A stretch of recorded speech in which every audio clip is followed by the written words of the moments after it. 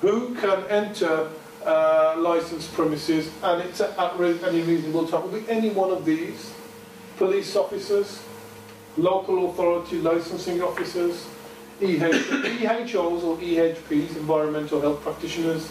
We have fire officers, let them in, health and safety officers, HM revenue and customs, and trading standards. These can enter any reasonable time. These are the people that you must cooperate. It says cooperating with officials, so they have a right to inspect. Normally they will not come unannounced. Well, they might do actually if there's been some complaints or whatever. They might do. Before you let them in, what are you going to do? ID. Make sure you check the ID, because there's a lot of people that will claim to be these, but they're not. Sometimes you get police officers and they'll flash the badge, but they're out drinking with the lads. So if they're not on duty, don't let them in. They've got to pay like everybody else. Sorry, man. I know some door staff try to, oh, how you doing, you're all right. But me personally, it's got to be strict. It's a strict code. You can't flash your badge. You're not. And what they'll do is, the worst thing about it is when they do that, when you have an incident inside, they try and resolve it when it's got nothing to do with them. It's something that you're dealing with already. So you just tell them you're drunk. I've had to say to officers, you're drunk, you've been drinking, you're not on duty, don't flash your badge and put it back away. That's how we work with them. I've got nothing against police officers or anything like that, but if people can't work to their code, they've got to work to their code. I know that some officers have got to do, they've got this, they swear by an oath, don't they? Will say if they see anything, they need to intervene. But when they're drunk, they're not saying that. There's no, they've got no rational thought processes in their mind. All right, police obviously closure. Okay, closure of premises. It will be via noise. Everyone that comes in must give ID. So I've got guys come up, and I know they're faulted by looking at them and using my discretion, but at the same time, I know they're not regulars, and I want to get rid of them. All right. But what I'm doing is strictly abiding by my codes of practice, my approved codes of practice. So what I will do is I'll say, well, excuse me, sir, have you got ID on you? And they go, they go, 14. I'll say, no, have you got ID on you? He's got a bald head or whatever, got a few crinkles there. Yeah, have you got ID on you? No, 40. And they go, ask him, is his dad? And I go, right. I said, do I know his dad? Do I know you? And do I know his dad? And he goes, yeah, he is, I'm telling you. I know him. I said, do I know you? So I don't let them in. I don't let them in. That's if I want to be a little bit funny, because everybody that comes in, we know our regulars, and we tend to, although I'm not working there now, we tend to check on the IDs, CID. Week in, week out, it's a sign of respect as well, even though you may know them. Yeah, come and show me ID, thank you very much. So unless you're absolutely clear, then well, it's an ID check. If I don't know them, guaranteed ID check.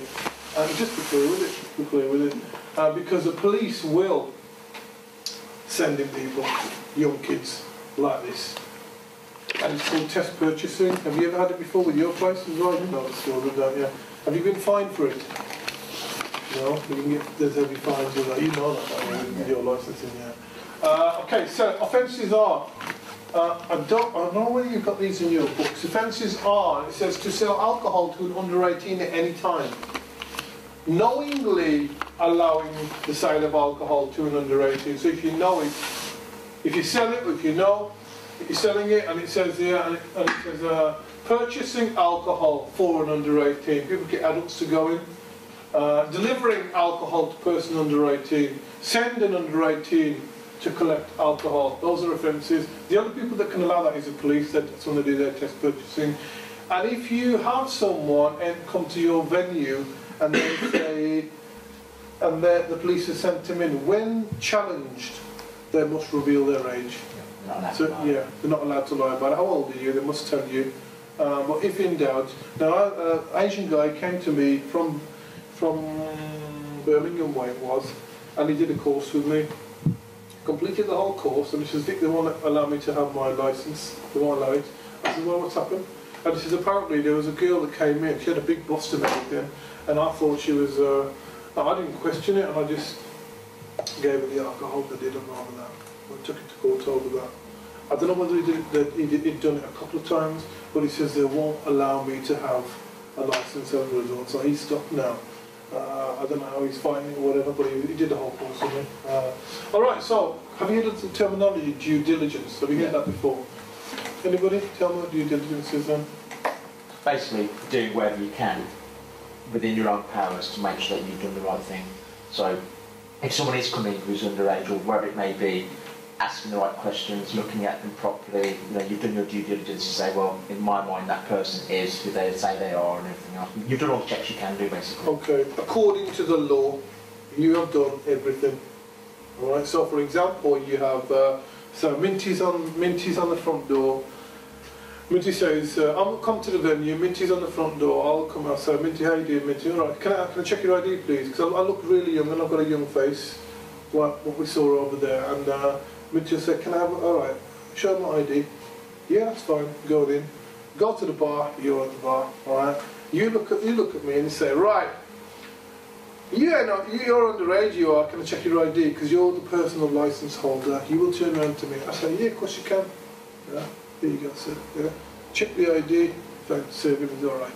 Now, licensing authorities over there turn up, and they turn around and say, right, this guy's under 18, and you go, no, you've checked his IDs, but according to your policy and your procedure, you've done everything. Someone is going to slip through the net, but you have done all you can. You've done your checks at the front, you've done your checks at the bar, that's due diligence. They can't do you for that. But if you haven't done your checks, then you're screwed. So if you have to search someone, or if you have to check their ID, check it to make sure you go and be thorough with it as well.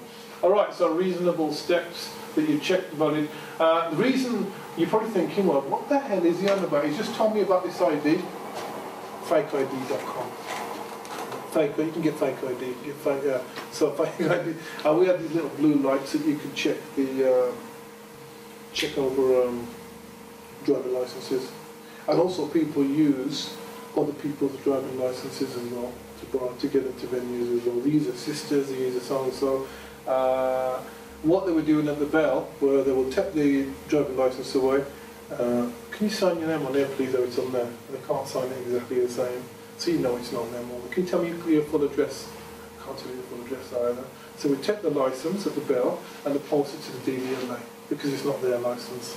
You'll get so-and-so phoning up saying, well, if I get my license, someone will come down and do this and get my license. No, you send it to the DVLA, they will send it back to the registered owner. That's what they do at the bell, and it's all documented. If you go on the railway lines, and that is a criminal offence. That's trespassing, but it's a criminal offence.